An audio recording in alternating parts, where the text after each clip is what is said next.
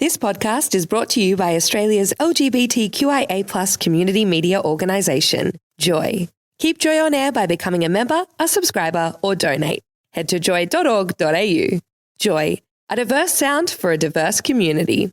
We acknowledge the traditional owners of the land, the Boonwurrung people of the Kulin Nation. We pay our respects to their elders past, present and emerging, and Aboriginal people who are listening. We acknowledge that sovereignty was never ceded.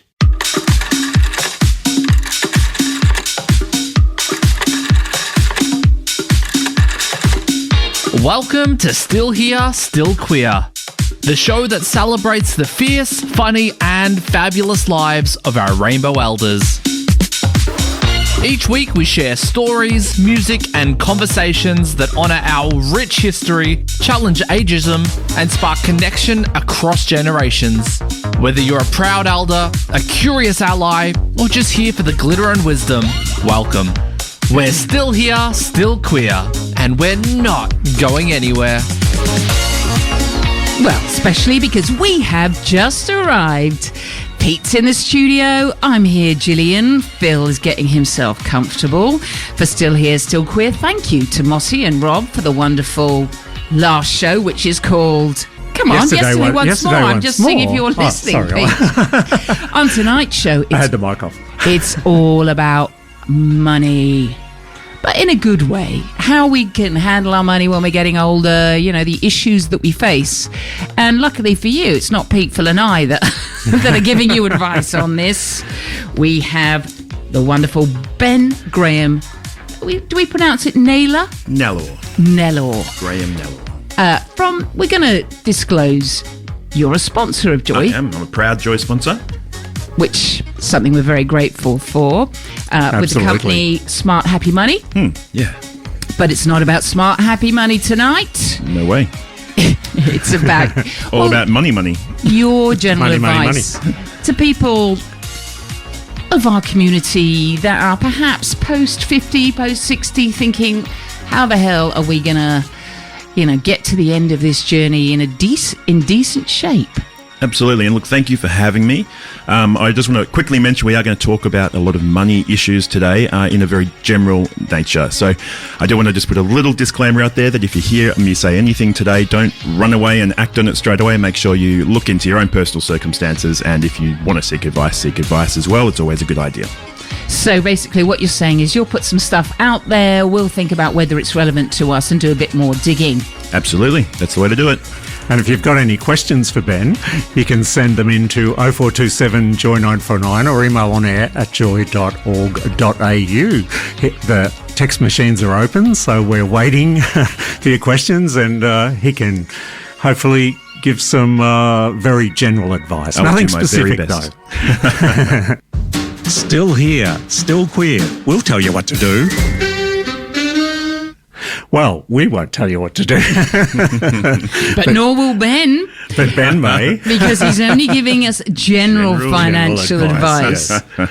Now, we were going to ask you at the beginning, what are the issues that you see that face our particular group of people, the LGBTQIA plus group of people, and are they very different from what normal other people face as you're getting when older? They get older. Yeah. So, like plus 60, plus 50, plus 70. Yeah. Well, across all communities, they do face very similar issues, but I think there are probably some specific to the queer community as well. So, but more generally, I mean, retirement is the issue.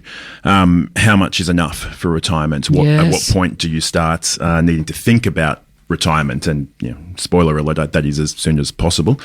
Whether you're 60, 70 or 20 or 30, it's best to start thinking about it straight away. There are definitely more specific issues with the LGBTQI plus community, and that comes a lot, which is not always nice to talk about, but around estate planning, end of life. Where does your super go? Where does the rest of your estate go? Moving into the older years, whether there's gender affirming aged care available, and how are you going to navigate that? Because I mean, it's not readily available that I've come across. And then how do you navigate that world in that space when you get there? That's probably specific to your community. Accessibility of financial advice. I work in a very sort of white, cis het male environment, and I have come across many queer people who have said that they just haven't been able to find a financial advisor that gets them, and that can be just that barrier. It can be a big barrier to actually moving forward with some planning for the future as well. Right. Now, when you were mentioning retirement, an immediate question came to me. If you're just on the cusp of retiring, like Gillian's just turned 60, that might be a cusp when you're about to think, well, should I retire now? What do you need to think about? What are the financial things that you need to think about then? Yeah, are there changes, putting super funds into different methods and all sorts of stuff? Yeah, the superannuation world is huge. There's so many funds, there's so many options. There's the typical sort of you've got your money invested, but then there's other things like annuities and safer investments, which people might typically become a little more conservative as they get older with their money as well.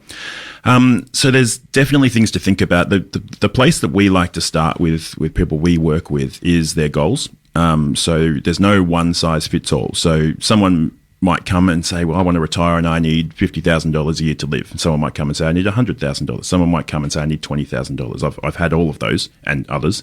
And some might go, I want to do a world trip, I guess. That's right. Yeah. That sounds like more your speed. And that does come into it. You really do need to think about what you want to achieve in retirement. You don't necessarily want to just stop and sit at home. I've seen people do that, and it doesn't end up very well for them.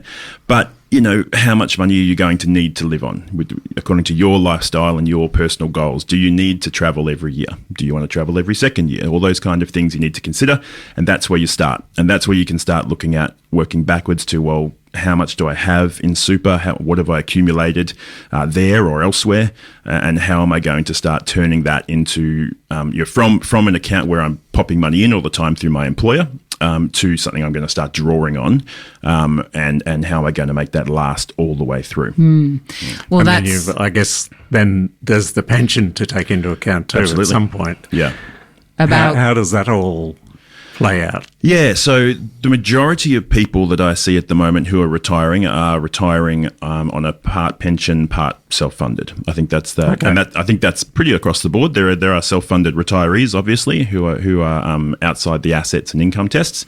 And before you continue with that, can you just give us a general picture of how much you have to have before that affects your pension or the other way around? I'm sure it's not the same in every case and there are all sorts of caveats, but just a general. Yeah, generally. And I actually wrote all this down because I thought the question might come up. And so it always does. Yeah, yes. That's right. So they do look at whether you're single or a couple, and they look at whether you are a homeowner or a non-homeowner. So there are different limits for those sort of different groups. So I'll run through them real quick. Great. So a single homeowner will get a full pension with assets up to $321,500. Wow. Pretty precise, isn't it? Yeah, that doesn't include your home. No, not your family your home, residential home, but everything else. So when they look at assets, they're looking at any investment properties, any super, cash in the bank, your household contents. Even looking at your household contents. Yeah, Have you got a couple of paintings in there? Right. Or yeah, that's right. Any cash under the mattress they want to know about. Yes, or a very flashy blender. Yeah. So that they're all counted as assets, but not the family home. And this is the reason why they have a homeowner limit and a non-homeowner limit. So the homeowner limit till you start losing some pension is $321,500. You stop getting any pension at $714,500. That's as a single homeowner, whereas a single non-homeowner won't start losing their pension until $579,500. So they get a bigger buffer. Yeah, because they don't have that other asset and they're paying rent. And their pension will completely cut out at $972,500. So that's single people. Into couples, just really quickly. So couple homeowners will start losing the pension at $481,500 Oh, of assets. you're better off being single, aren't you? Gosh. It doesn't double. Yeah, you don't get the double. Whoa. And the couple homeowner will start losing the pension completely at $1,074,000. I'm going straight off the dating apps. I'm already married. Too late for you, mate. So that's the asset test. There is an income test as well. The majority of people get cut out of the pension by the asset test, not the income test. But for example, if you had a defined benefit income stream from a really old government job, then you may face an income test problem. But most people end up being assessed on the asset test. We haven't had super our entire careers. That's right. Have we had enough to have it affect the pension, or are we sort of under the limit? Most generally? People are under the limit, unless they've really either started early or been lucky enough to have been in really high income earning through the years, which most people aren't. Most people are maybe not under the full limit where you're going to get a full pension, but at least getting a part pension, which is great because then you get the pension card, which comes with all sorts of benefits as well. Yep. So when you say when you say assets, then your super counts as an asset. So if you have more than 320 in super, or something plus your super gets you over that, then you get your half pension until you get to 700. That's right. Well, gosh, this is brilliant news. Being well worth it already. As in, not brilliant news because it's not all good news, but the information. I think. Do you find that people? We like to stick our head in the sand because it means we're getting older. Nobody likes to embrace that, but also the complications and, it makes us almost not want to know. Yeah, absolutely. I think that can be a problem. It is an overly complex system. Superannuation, retirement, the age pension, dealing with Centrelink can be complex. There is a lot of information you need to provide to Centrelink in order to get an outcome, and that can be overwhelming for people, particularly maybe perhaps neurodiverse people, people that might need a bit of help in that kind of area of their life. It can be really, really difficult dealing with them, and it's not all that fun. You call up Centrelink and you might be on the hold for an hour, and that some people just can't do that. We do it, and we just keep working while we're on hold to Centrelink all the time. But so you can help people with this. Yeah. You can, and you can also just as information for everyone, you can nominate what they call a correspondence nominee, which is what we do for our clients. But you can be your best friend, it can be your child, anyone really, right?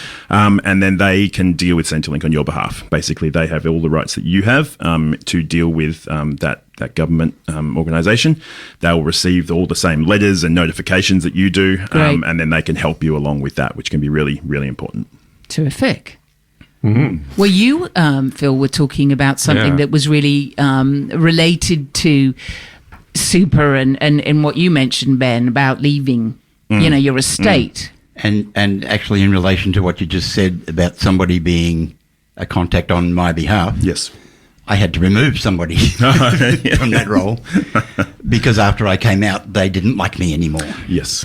Oh. That's extended family. But with my super, I don't have any beneficiaries listed because of religious grounds and my sexuality, my choice as a term has been thrown around. Yes, sure. You chose this route. Don't recall that, David. Anyway. Can I be on my own, in a sense? So this is probably one of the biggest areas where the queer community is sort of facing different issues to everybody else. Yeah. There are also people who are in, we'll say, the straight community or any other community that may not have family and may not but the majority seem to. And not all families get along. No, that's right. That's right. So I hear. So, without trying to get too overly complex, because again, it is very complex, beneficiaries on superannuation funds, it's quite restricted who can be a beneficiary. Oh. So, you have to be what's called a cis dependent, SIS, it's a legislation act, which is basically a partner, husband, wife, partner, de facto, whatever you want, whatever you have, a partner that is in a close relationship with you with financial ties and all that kind of stuff. It can be a child, be it an underage child or an adult child. And aside from that, you really have to prove that the person you're leaving your super to has that connection to you that is really quite close. Why? Why, Ben? It is a really good reeks question. Of the government wanting to get your money. It's your money. Yeah, and they don't get it. And okay, I'll talk you through the problems with it. So, So it's very hard to have anyone else other than that sort of partner. Right. You could have parents, I guess, but that's less likely when you pass away, but it does happen, or kids. So you can nominate what they call your personal legal representative. And what that means is your estate.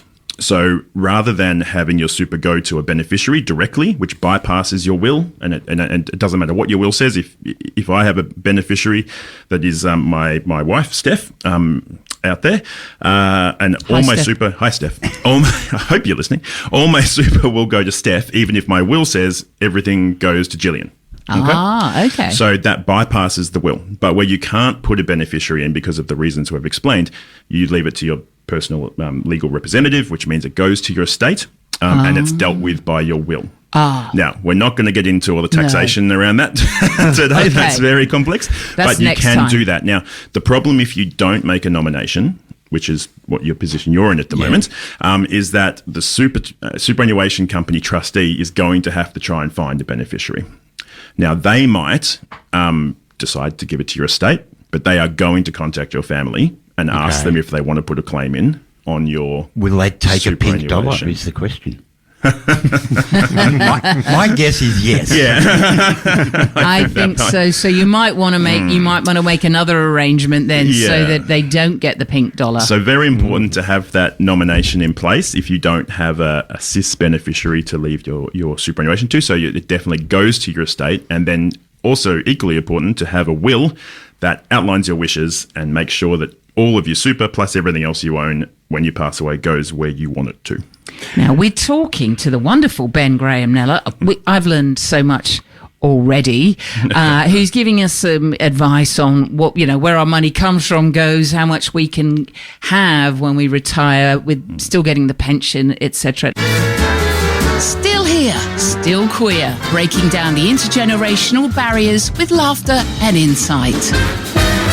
Oh, you bet. Insight aplenty today with you, Ben Graham-Nellor. Hey. You've been absolutely brilliant already talking about, thanks. What affects us when we retire or, as we're getting older, whether it be who we're leaving our estate to, particularly for our community when we're often looking at chosen family over actual family, and but also what we can own and still get a pension, and whether we're single and whether we're in a couple. For those who've just tuned in, it looks better if you're single. I'm just putting it out there. So I suppose you get comfort if you're in a relationship, but There's some You do. benefits. not cold hard cash. Comfort, love. Oh, and a bit of cash too. Right. So not to make it all about me, Ben, but to maybe, bring my situation into the mix because it might resonate with others, is that when I retire, I will have paid off my flat, and I'll have a bit extra, but I don't know that that's going to see me through. I might want to think about selling my real estate, and then either, renting somewhere so, I can use that money, or what do you think of reverse mortgages? Yeah, so a lot of people, really their biggest asset is going to be the house if they're a homeowner. If you're not a homeowner, your biggest asset's probably going to be your superannuation. And we do find that there are quite a lot of people who might even be on an absolute full age pension because they don't have any assets, but might be sitting on a 4-bedroom house in Malvern or something. Yeah. How do we access that capital out of that asset? So of course one option is to sell. You basically liquidate that asset and then you have to go and find other housing. Personally, and generally speaking, I like the idea of older people having secure housing, and moving into the rental market can put a bit of a spanner in that. I've seen people obviously getting booted out for various reasons over the years, and moving 3 or 4 times in a 5-year period because their rental, the owner wants it back to sell yes. or whatever it is. So you have to take that into consideration as well. That's sort of part of your lifestyle. Reverse mortgages, generally speaking, are okay for some people. That's where you basically, and very quickly, you borrow money out of the value of your house, and you don't really repay it until that house is sold or you pass away. Yeah. It is a way to access capital. There is interest costs. There are fees involved. So you have to take all of that into account. There is also the age pension. You're going to test me now what it's called, but I think it's called the pension loan scheme, which is basically a reverse mortgage done through Centrelink and government backed. So it still does have an interest rate attached to it. But basically you can, let's say you're on a half pension, you're getting exactly half. You could up that to a full pension. And that difference that you're taking out is basically coming off the equity of your home, which will be paid back to the government at that point. So there are a couple of different options. I hadn't heard about that one. It's not is that overly new well known. Thing, or? No, it's not new, but it has because they have increased accessibility to it and the amount that you can get over the last few years. So it's becoming a bit more and more popular. Yeah, we have a handful of clients in our practice that use it. It's certainly not super common, but it is there, and it's something to look at. If you are sort of asset rich and cash poor. Got you. Well, thank you. I think I might write that one down.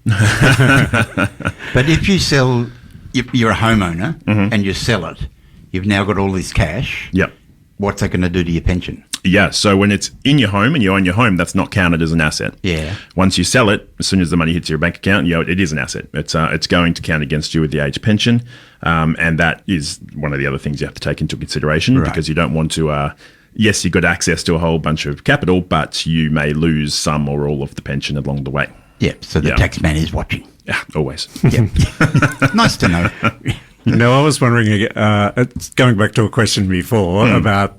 When you retire, the super funds have, various levels of aggression built into them. Yeah. What are the things you should look out for? Should you change that at that time because you're changing it over to a pension fund rather than an accumulation fund? Yeah, so the things to consider, again, this comes down to a bit of a personal preference. We do a thing called risk profiling with clients. We take them through a series of questions, and that sort of helps determine how comfortable they are with risk. Now, I have clients in their 80s who are very aggressive in the stock market. Okay. I have clients in their 20s who aren't, but the norm is the other way around. So normally people become more conservative as they get older. It is something you have to consider as you're considering retirement, because as you're building up to retirement, markets are moving up and down, and you almost certainly will have money in those markets, but you're adding to it. So if the market falls, like let's say you turn on the news at night, if anyone still does that, and you see red across the screen and the market's fallen and everything's horrible, well, your next superannuation payment's going in and just buying those assets at a cheaper rate than what they would have otherwise. So it almost doesn't matter because you're just getting more. But when the rebound comes, you've got a bigger pool there. But when you're in retirement, it's harder to make up losses because you're not adding anymore, you're pulling it out. So you have to be a little bit more aware of what the future might look like, what a big market shock might mean for you, because it's harder. If let's say you fell 10%, but you're taking a couple of $1,000s out a month, you have to make a lot more back to sort of get back to where you were. There are so many options in retirement. We do a layering sort of strategy, which I can talk about generally, where we want to take into account what we call longevity risk. So will the money last long enough, but also keeping it accessible, keeping the funds accessible. So the bottom layer that we always look at first is obviously the age pension. That's going to be there. If everything else falls apart, you'll get the age pension. The next layer above that, we might look at a long-term income product where you may give them some of your capital, you may not have access to that capital, but they will pay you forever based off whatever the deal is at the time. Then the third layer on top of that is very similar to your superannuation, where you can have it invested, you're still drawing an income from it, but you could, let's say that's where you'd be like, I need $10,000 to go on a trip, and that's where you'd pull that money from. So it's good to have different strategies mixing together to sort of keep accessibility, but also make sure that if everything else goes wrong or you live to 110, whatever it is, that you're not going to run out of money. Yep. What about self-managed super funds? A lot of people, you talk to people and they go, "Oh, self-managed super funds. We can manage it ourselves then." Sounds very What's fancy. That like? They're definitely there. They're definitely a tool that's appropriate for some people, but probably not everyone out there listening, to be honest. It is, you do need a higher balance. I believe the ATO put out a guidance to say at least sort of $400,000 to make it viable, just because of the costs to do it. If you've got $100,000, you have to pay accounting fees and audit fees and all kinds of stuff. And that would just be a too big a percentage of that balance to make it justify it. You become the trustee. So in a regular super funds, be it industry or retail, that they have a trustee who is responsible for the fund to make sure the fund does what it does. And if they step out of that, then there is you can go and get repaid or whatever it is if they do something wrong. With the self-managed super fund, you're the trustee, so you're responsible for obeying the rules. Making sure your fund's tax is paid on time, making sure the audit's okay, keeping the paperwork, all that kind of stuff falls on you. It's a lot of work, isn't it? It's a lot of work. And if you're not an expert. Yeah, that's right. And you need to be able to put a lot of hours into it. You want to have an expert helping you, I think. That's right. Yeah. And so you end up with an accountant, you end up with a financial advisor, you might end up with someone, and by that point, you may, unless you're really wanting to invest in assets that you can't access in another kind of super funds, then that may not be the right thing to do, but again, it is a personal thing. Okay. Sounds like turning 70 and picking up skydiving as a hobby. Yes, well, that's it. There's got to be a better choice. That's it. Still here, still queer, rainbowing out the wrinkles. And you are on Still Here, Still Queer. I'm Pete. We've got Gillian, we've got Ben, and we've got Phil hiding here. in the corner. All talking about money tonight. Money makes the world go round. And we were going to talk about, I think next we might talk about salary sacrifice. There are a couple of words that everyone always mentions to me when they're talking about retiring and pre-retirement, if you're still working, etc. How does that all work? So I don't think I've ever come across a client that adding extra money to super was a bad idea. So it usually comes down to how much you can afford, depending on your cash flow. But there's a few different ways of doing it. Salary sacrifice is the most common and probably the easiest way. And the way salary sacrifice works is that you tell your employer, you go and say, look, I want to, every fortnight that I get paid, I want you to put $100 of that into my superannuation. So if you can picture this in your minds, the $100 is coming out of your wage before your wage is taxed. So when then they apply the tax to the money they're going to give you, it's $100 less. So you're paying a little bit less tax. So in very rough figures, if you're sort of earning an average income and you're paying sort of 30% or so tax, you're putting $100 into your superannuation fund, and you're losing $70 from your paycheck. So there is then some little bits of tax and stuff that might happen in the super fund, but you're basically coming out ahead in that way. That money then gets invested according to whatever your strategy is with the rest of your superannuation money, and over time that just grows and grows and grows. So we get a lot of people coming to us either 5 or sometimes 10 years out of retirement. And I know I said earlier, the earlier the better, but look, even if it's 5 years, you can do a lot in 5 years with extra contributions, with tax savings, to really boost that up. And that can be really, really worthwhile. In the situation, in my situation where I'm self-employed and I might get paid on a project basis as a freelancer on my ABN, can I still say, okay, so that I'm getting 20 grand, I'm going to put a couple of grand of that into my super. Would that still then be the same situation for me? Because when I get taxed at the end of the year on my earnings, they're not going to tax me at the same rate on that $2,000 I've put into super. Is that right? Yeah, that's right. So I always encourage self-employed people to act like employees. So put your 12% of whatever you earn across into super as a minimum, as if you were working, and that can keep your balance going. But you don't really have necessarily a regular wage coming through, which you can deduct $100 out of, as per the last example. So what you would do is what we call a personal concessional contribution in that situation. So you're making a lump sum contribution to super. Nothing happens at that time with tax right then and there. That just goes in there. Now, at the end of financial year, before you go and see your accountant or do your tax, you'll fill out a particular form, submit that to your super fund. They will acknowledge that form, and then you can go and do your tax and say that $2,000 was a personal concessional contribution, and that will be a tax deduction for you at that point where you do your tax return. Now, there's a limit, though, isn't there, per year as to what you can put into your super fund? How does that work? Yeah, so concessional contributions, which are the ones that you can get the tax benefit from, and so they typically include your employer contributing for you, your salary sacrifice, and any of those personal concessional contributions that you might make, that can go up to about $30,000 a year. Over and above that, if you wanted to put more money into super, which might be because you've received an inheritance or you've sold an asset and you've got this cash, you can put another $110,000 a year in with no tax benefit, but it's just in there and invested, which is what you want.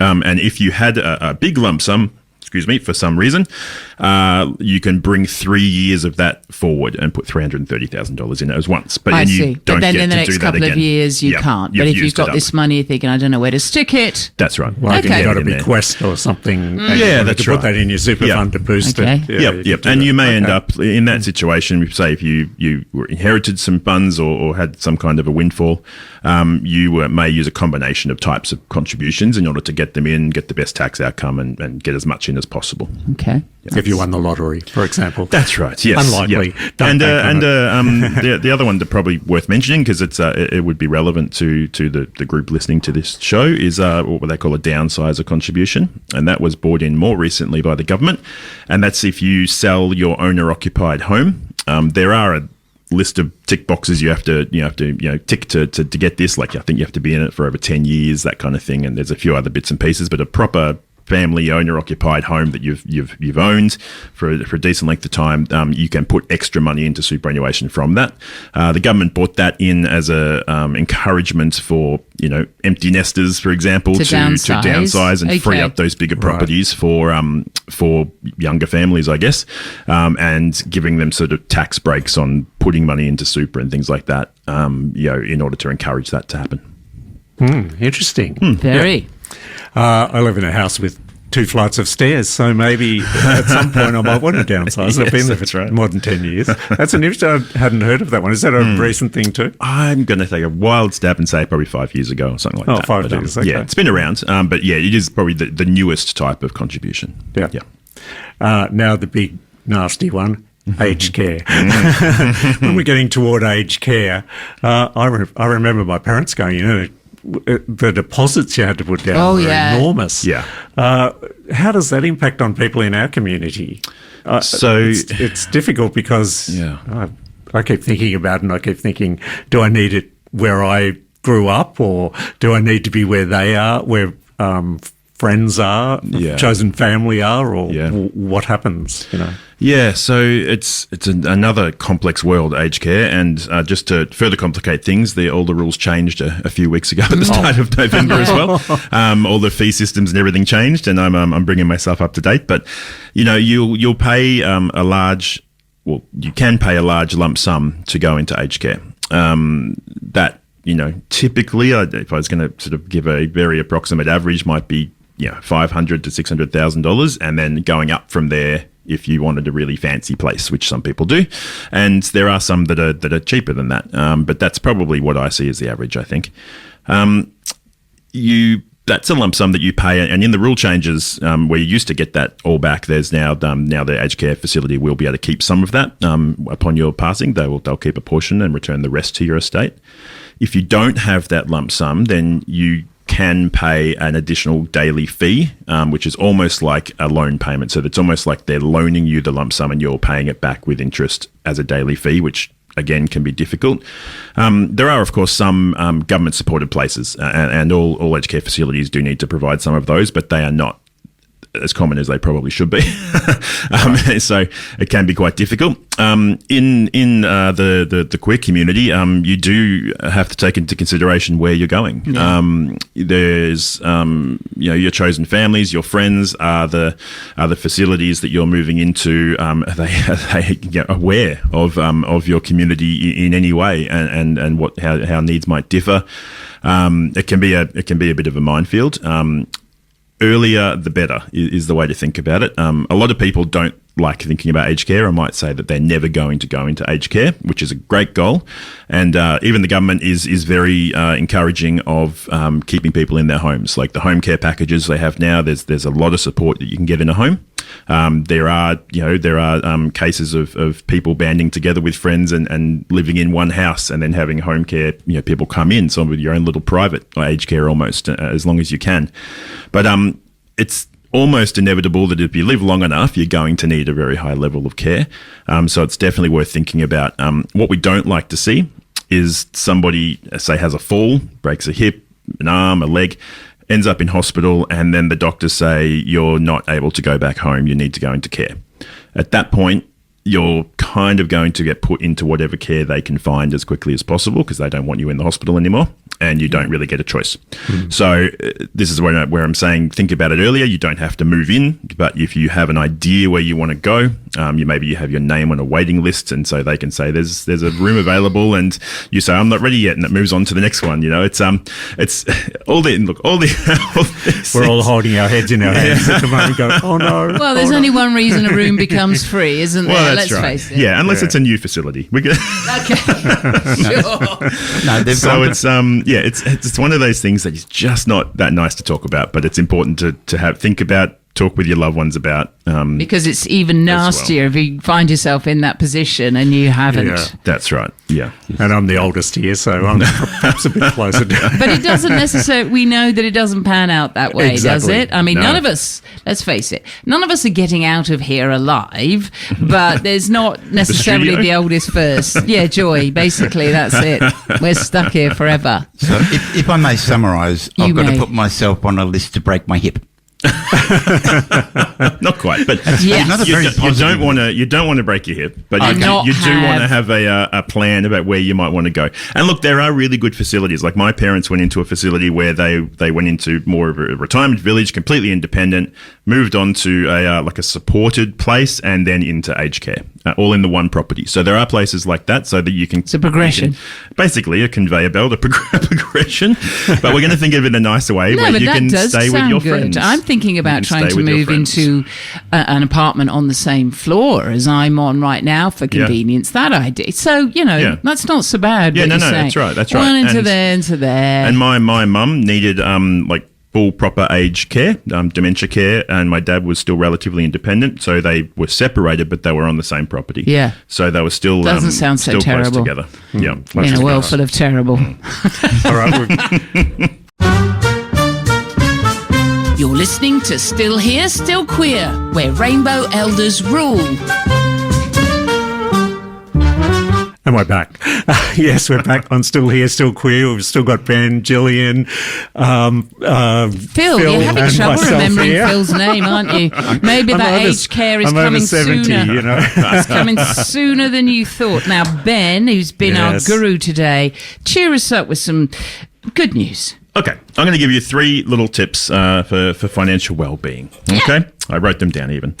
So, a little saying which I really like, which is spend what you need and invest the rest. So, work out what you need to live a good life. No one's asking you to not have the glass of wine or not have the latte or whatever it is, but just live to a life that you enjoy, and whatever you've got left, save it, invest it, super, whatever it is that is going to suit you. Get that happening. The second point is to pay attention to your super. Your super is likely to be your biggest or second biggest asset that you ever own. It is actual real money. It is yours, and it is somewhere. So it's always worth finding it. Make sure you know where it's invested. Make sure it's invested according to your values. You kind of need to go out of your way to make sure that you don't maybe have weaponry and tobacco and all Palm these oil. other harm. Yep, all that stuff in there is probably in there if you haven't made an effort to get it out. So pay attention to it because it is absolutely your money, and it's going to be a lot of money by the time you're finished and ready to use it. And the third one is that knowledge is absolute power. So not everybody is necessarily ready or able to seek financial advice, but everyone can talk to friends who know what they're doing, and they can talk to their super fund. There's government websites, so to educate yourself. Brilliant. Brilliant. And finally, we've heard from our people, and they're giving you compliments. Pete, I don't have the mouse. good. You've got to yes. operate that machine. And we've only got about a minute left. Exactly. So, Daryl with 1R, good afternoon. Fabulous. I thought I would share with you an experience of having put a friend into a nursing home. I picked out one close to me, but when we were looking at the nursing home, I asked my friend what he thought, and he said it looked like an airport lounge. I asked him, was it arrival or departures? Oh, I love it. Another one, such an important show about money, you gorgeous old tarts. That's the first time I've ever been called a gorgeous old tart, but I love it. You are. I think we've got bent notes coming up probably We have. any second Any now. second, about 10 seconds ago. So Okay, we you better go. get onto it. Mr. Okay. David Moyle won't be happy. Thanks, Ben. Bye, everyone. Bye. Bye. Thanks for listening to another Joy podcast brought to you by Australia's LGBTQIA+ community media organisation, Joy. Help us keep Joy on air. Head to joy.org.au. Joy, a diverse sound for a diverse community.